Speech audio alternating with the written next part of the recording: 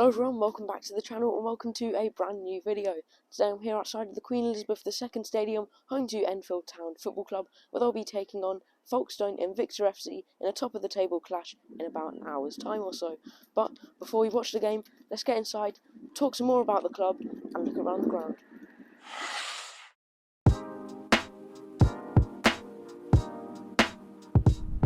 Enfield FC, the first Enfield football team, was formed in 1893, but in 2001, a breakaway club called Enfield Town was formed by members of the Supporters Trust who believed that the owners no longer had the best interests of the club at heart. The new club was the first fully fan-owned team in England. They started off brilliantly, finishing second in the Isthmian League and winning 3 trophies in their first season. Then, after winning the league twice in 3 seasons, they were eventually transferred to Division 1 North of the Isthmian League in 2006. While all of this was happening, Enfield FC were struggling and soon folded. Towners chairman Paul Millington suggested that a merger should take place to return the name of Enfield to the top of the non-league world, but the majority of Enfield FC disagreed and they formed their own Phoenix club named Enfield 1893. In the 2011-12 season, Enfield Town were runners-up in their division and went on to win the playoffs with a 1-0 victory over Amersham Market, earning promotion to the Isthmian Premier, where they currently play today. They then won the Supporters Direct Club in 2 consecutive seasons, beating Wrexham 3-1 and YBSK Beveren 8-2.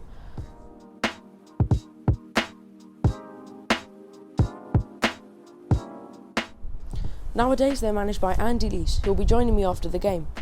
The club recently established a partnership with NXT, the UK branch of the WWE. The company is sponsoring this season's Enfield Town shirts. The club play here at the Queen Elizabeth II Stadium, built between 1939 and 53. Named after the current Queen of England in celebration of her Silver Jubilee in 1977, the ground holds 2,500 and is Grade 2 listed. Enfield Town moved in 2008 following a deal with the local council. Stadium facilities include a clubhouse, club shop, running track and toilets.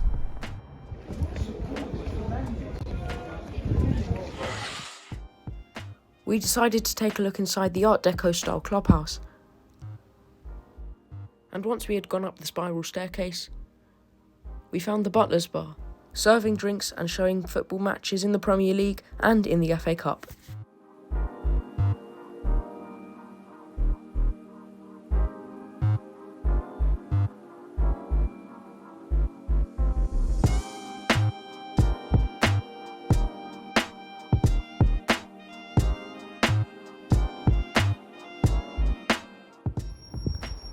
We then looked inside the Enfield Town FC club shop, which is one of the best I've ever seen in my life. Along with the usual bottles and scarves and hats, they also had a range of shirts, not only from this season, but from previous seasons, boxes full of programmes from various different clubs across England, from various different years, dating right back to the 90s and 80s, and so much more.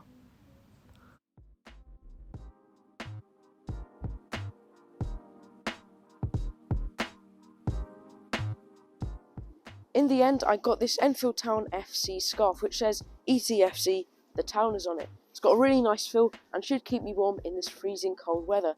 And it was a bargain in my opinion for a price of just £10, which is quite lower than what we've seen at other clubs at this level.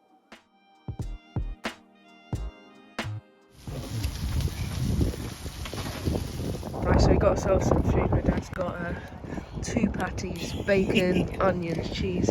We got these really nice sort of style chips, and I've got a burger with mayo and ketchup, which a man over there said was a weird combo. So let me know in the comment section if you think that's okay or not. And onions, same as him. How was it? £6 each, I think, £5 each. Best food we've had at a club so far? Yeah. Joining me now is Enfield Town chairman Paul Reed. So, how did you become the chairman of Enfield Town?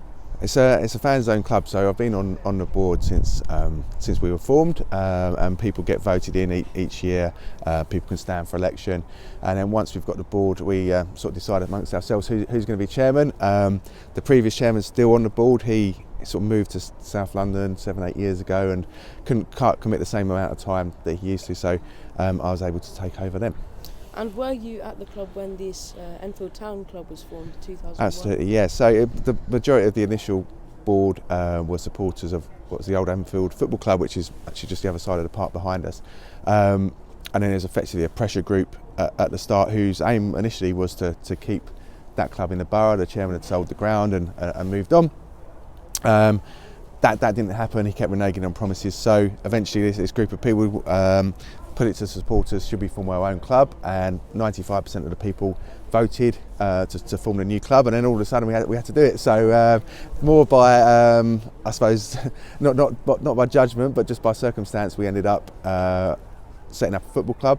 And all those of us that were involved at the time ended up on that initial board. So what are the sort of current issues that you've got at the club? Well, actually, for once we're doing okay, to be honest.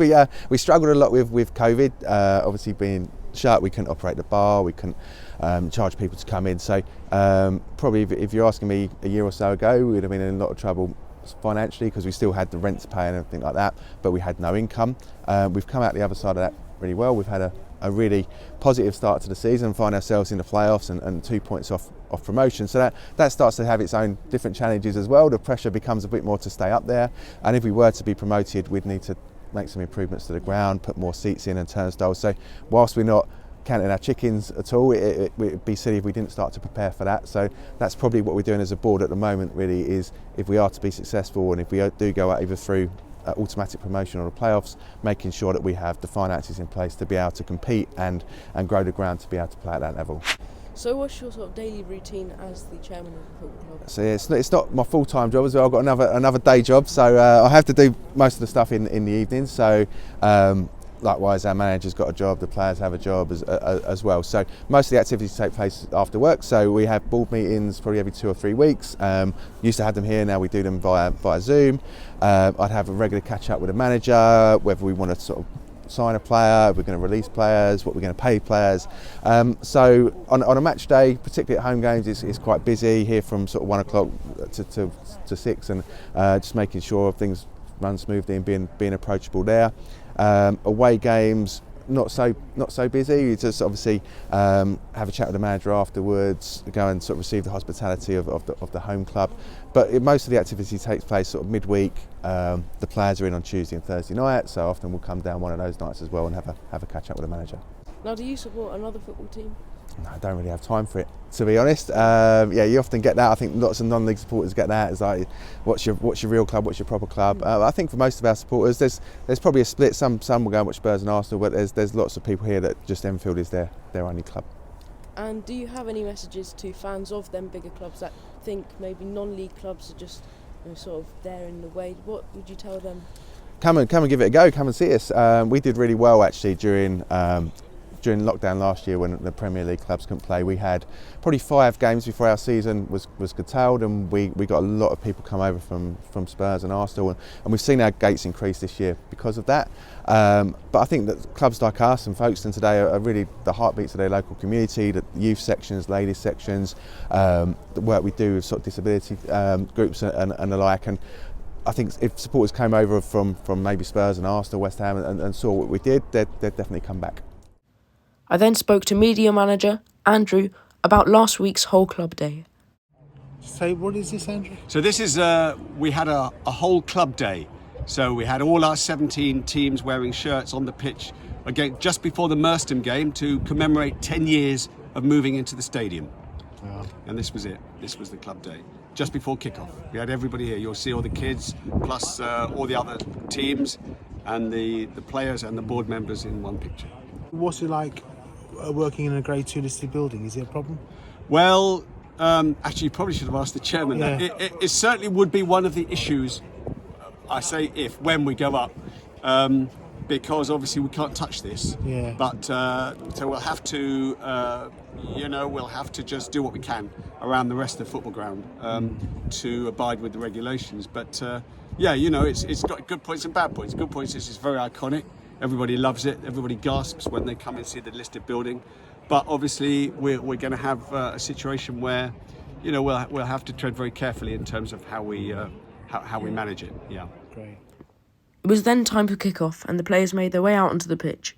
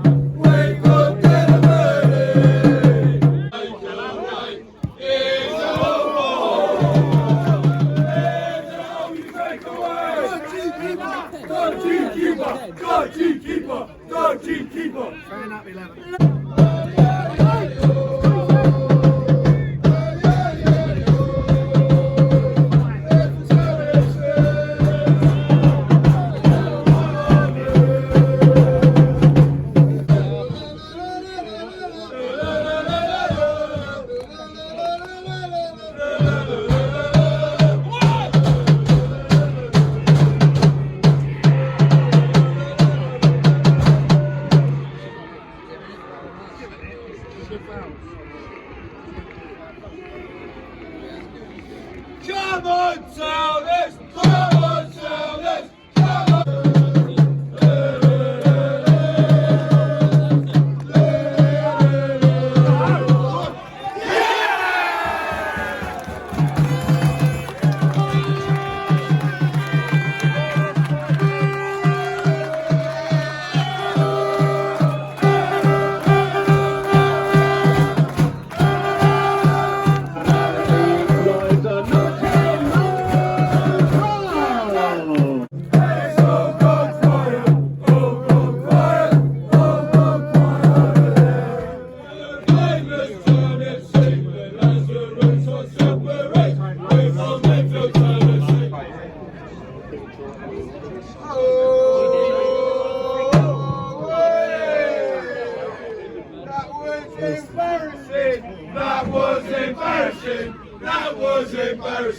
That was embarrassing.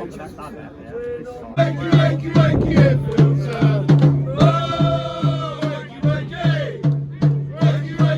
wakey, Enfield Town.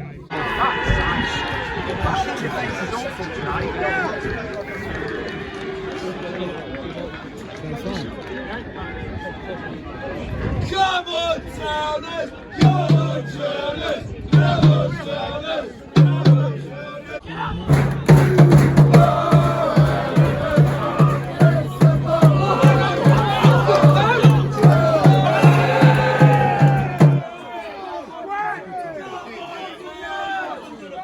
Protect your line and left us book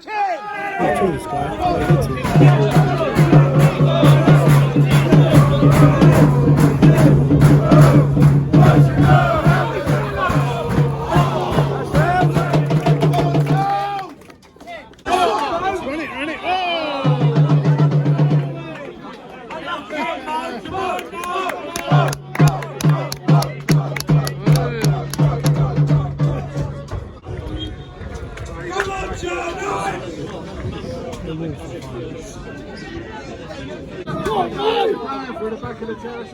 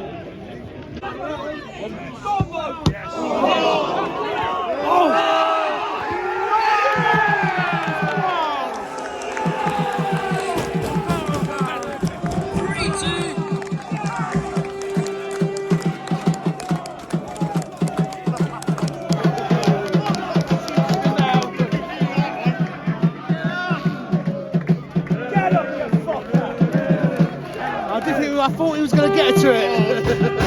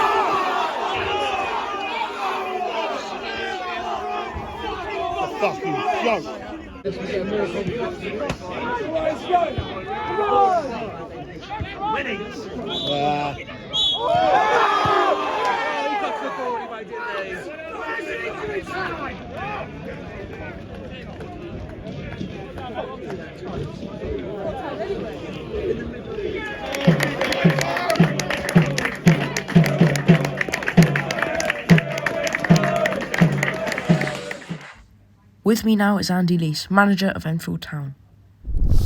So what were your thoughts on that performance, and what did you say to the boys in the dressing room afterwards?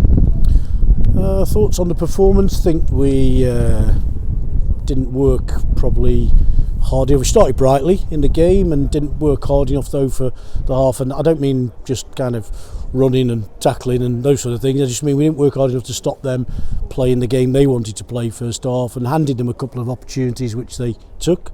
So I was really quite disappointed with the first half, but thought we came out second half and a bit more composed on the ball, and we changed just the shape of what we were doing. I thought we had more opportunities, and yeah, I guess I feel like we've kind of lost it, given it to them rather than sort of lost the game. And they're a very decent side, Folkestone, probably not as strong as when we played them when we were at their place earlier in the season. So again, it feels like a little bit of a missed opportunity. And what would you say to the team to keep them positive for the next game? Pretty much what I've just said. That there's a long way to go. We, excuse me. We just have to have a little think about between now and Tuesday what happened today. But again, we'll be playing different opposition, different type of opposition as well. And we'll still be sat where we were, I think, in the top 5. And we've if we're serious about a challenge this year, we've got to go and mean business on Tuesday night when Bowers come here. But I don't think it hasn't wounded us too much. Just disappointing, always is to lose, but to lose your home record and the manner we did. I'm not taking anything away from Folkestone. They did well to take I think the opportunities that we handed them. And the third goal was a killer, really. That was the one that hurt us.